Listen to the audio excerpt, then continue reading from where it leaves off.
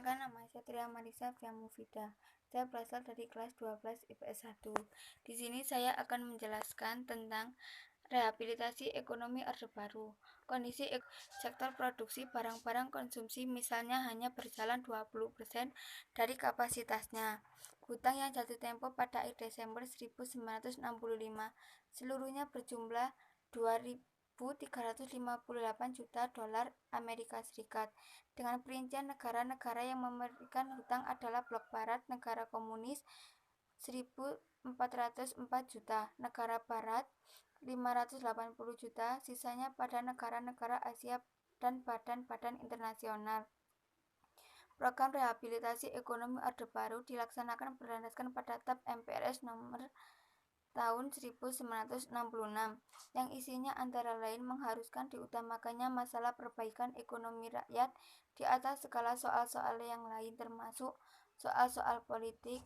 Rehabilitasi ekonomi adalah memerangi atau mengendalikan hiperinflasi, antara lain menyusun APBN berimbang. Sejalan dengan kebijakan itu, pemerintah Orde Baru berupaya menyelesaikan masalah hutang luar negeri sekaligus mencari hutang baru yang diperlukan bagi rehabilitasi maupun pembangunan ekonomi berikutnya.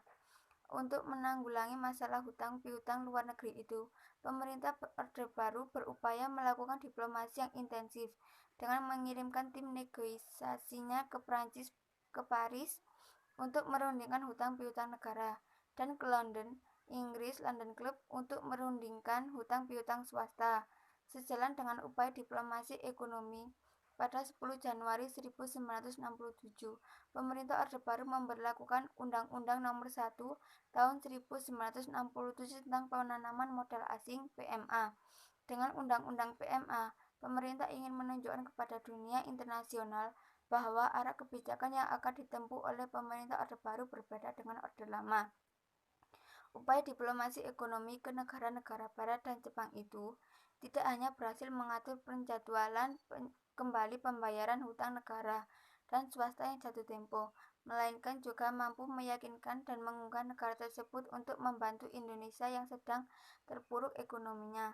Hal ini terbukti dengan dibentuknya lembaga konsorsium yang bernama Intergovernmental Group on Indonesia atau IGGI. Proses pembentukan IGGI diawali oleh suatu pertemuan antara negara yang memiliki komitmen untuk membantu Indonesia pada bulan Februari 1967. Pertemuan ini dihadiri oleh delegasi Indonesia dan lembaga bantuan internasional.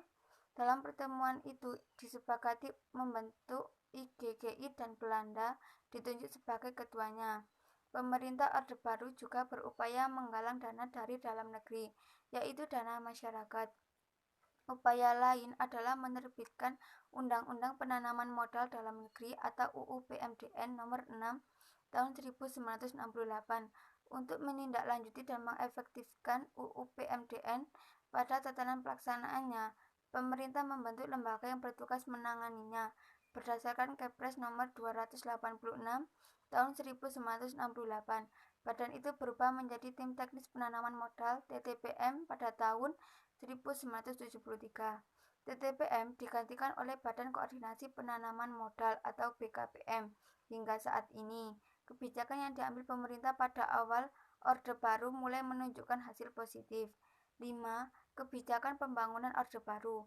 Tujuan perjuangan Orde Baru adalah menegakkan tata kehidupan bernegara yang didasarkan atas kemurnian pelaksanaan Pancasila dan UUD 1945. Pemerintah mencanangkan pembangunan nasional yang diupayakan melalui program pembangunan jangka panjang dan pembangunan jangka pendek.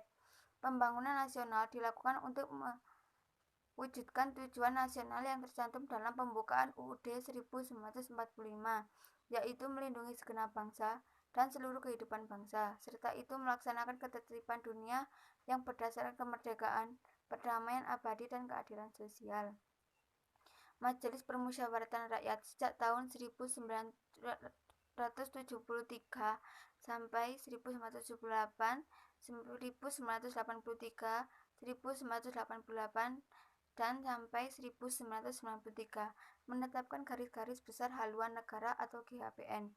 GHPN merupakan pola pembangunan umum nasional yang Rangkaian program-programnya kemudian dijabarkan dalam Rencana Pembangunan 5 tahun atau Repelita.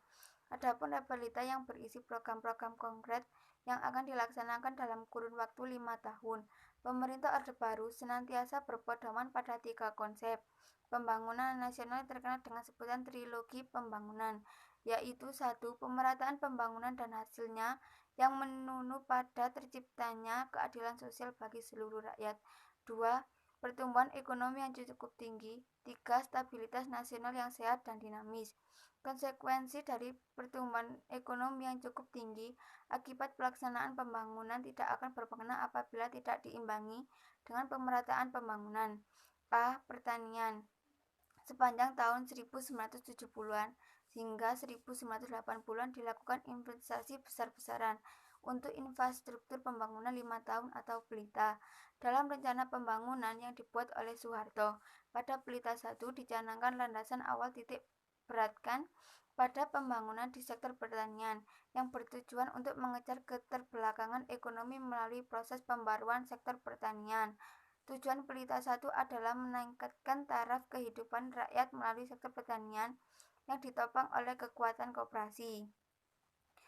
Pemerintah mengembangkan ekonomi pedesaan dengan menunjuk Fakultas Pertanian Universitas Gadjah Mada untuk membentuk Badan Unit Desa atau BUUD, maka lahirlah Koperasi Unit Desa KUD. Melakukan kegiatan pengadaan pangan untuk persediaan nasional yang diperluas dengan tugas menyalurkan sarana produksi pertanian, pupuk, benih, dan obat-obatan.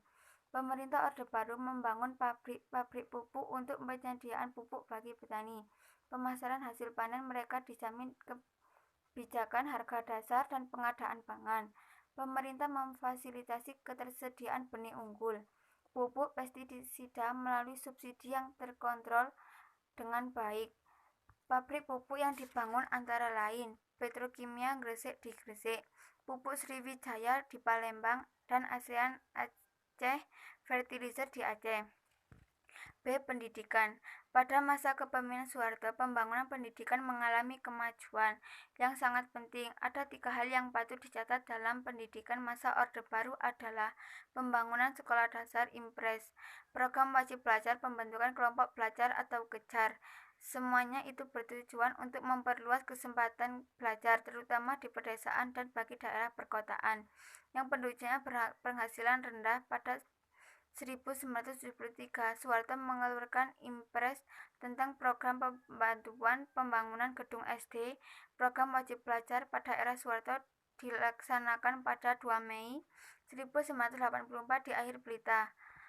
Dalam sambutan peresmian wajib belajar saat itu, Soeharto menyatakan bahwa kebijakannya bertujuan untuk memberikan kesempatan yang sama dan adil kepada seluruh anak Indonesia yang berusia 7-12 tahun dalam menikmati pendidikan dasar. Program wajib belajar itu mewajibkan setiap anak usia 7-12 tahun untuk mendapatkan pendidikan dasar 6 tahun. 10 tahun kemudian program wajib belajar berhasil ditingkatkan menjadi 9 tahun, yang berarti anak Indonesia harus mengenyam pendidikan hingga tingkat SMP. Kebijakan ini diperkuat dengan dikeluarnya Impres nomor 1 tahun 1994. Program wajib belajar telah meningkatkan taraf pendidikan masyarakat Indonesia saat itu. Fokus pembangunan pendidikan saat itu yaitu meningkatkan secara kuantitatif, baru kemudian memperhatikan kualitas atau mutu pendidikan. C. Keluarga berencana. Pada masa Orde Baru dilaksanakan keluarga berencana. Pengendalian yang dimaksudkan untuk meningkatkan kualitas rakyat Indonesia dan meningkatkan kesejahteraannya. Keberhasilan ini dicapai melalui program KB yang dilaksanakan oleh Badan Koordinasi Keluarga Berencana Nasional atau BKKBN pada akhir tahun 1970-an sampai akhir tahun 1980-an di Televisi Republik Indonesia atau TVRI. Seiring diisi oleh acara mengenai pentingnya keluarga berencana. Selain di media massa, di papan iklan di pinggir-pinggir jalan pun banyak yang dipasang mengenai pentingnya keluarga berencana. Hal itu menandakan bahwa Orde Baru sangat serius dalam melaksanakan program KB. Slogan yang muncul dalam kampanye KB adalah 2 anak cukup, laki-laki perempuan sama saja. Program KB di Indonesia sebagai salah satu yang paling sukses di dunia.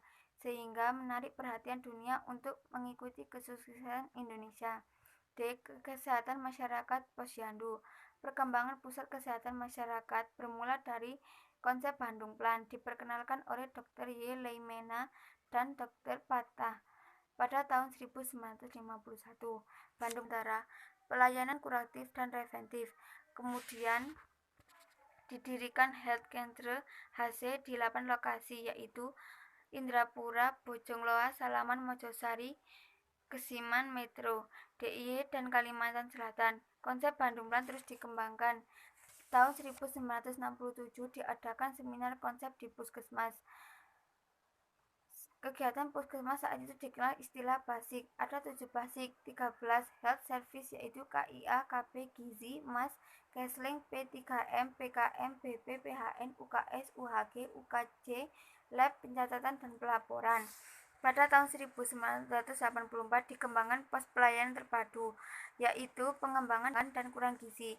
Posyandu dengan 5 programnya yaitu KIA, KB, Gizi, penanggulangan diare dan imunisasi.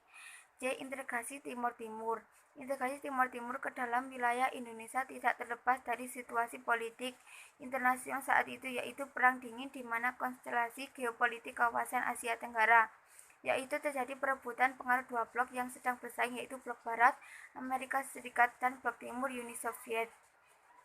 Pada tanggal 31 Agustus 1974, Ketua Umum Advokasi Arnoldo dos Reis Aurojo menyatakan partainya menghendaki bergabung dengan Republik Indonesia sebagai provinsi ke-27.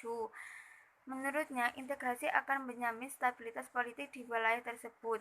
Keterlibatan Indonesia secara langsung di Timur Timur menjadi setelah adanya permintaan dari para pendukung proklamasi Balibo yang terdiri dari UDT bersama Apodeti. D. Dampak kebijakan politik dan ekonomi masa Orde Baru. Pemilih nasional secara umum memang berhasil menciptakan suasana aman bagi masyarakat Indonesia. Namun, di sisi lain, kebijakan politik dan ekonomi pemerintah Orde Baru juga memberi dampak yang lain, baik di bidang ekonomi dan politik. Di bidang politik, pemerintah Orde Baru cenderung bersifat otoriter. Peran negara menjadi semakin kuat menyebabkan timbulnya pemerintahan yang sentralistis. Pemerintahan sentralistis ditandai dengan adanya pemusatan penentuan kebijakan publik pada pemerintah pusat. Dampak negatif ini disebabkan oleh kebijakan Orde Baru yang terlalu memfokuskan atau mengejar pada pertumbuhan ekonomi, yang berdampak buruk bagi terbentuknya mentalitas dan budaya korupsi para pejabat di Indonesia. Pertumbuhan ekonomi tidak dibarengi dengan terbukanya akses dan distribusi yang merata sumber-sumber ekonomi kepada masyarakat. Hal ini berdampak pada munculnya kesenjangan sosial dalam masyarakat Indonesia, kesenjangan kota dan desa, kesenjangan kaya dan miskin, serta kesenjangan sektor industri dan sektor pertanian.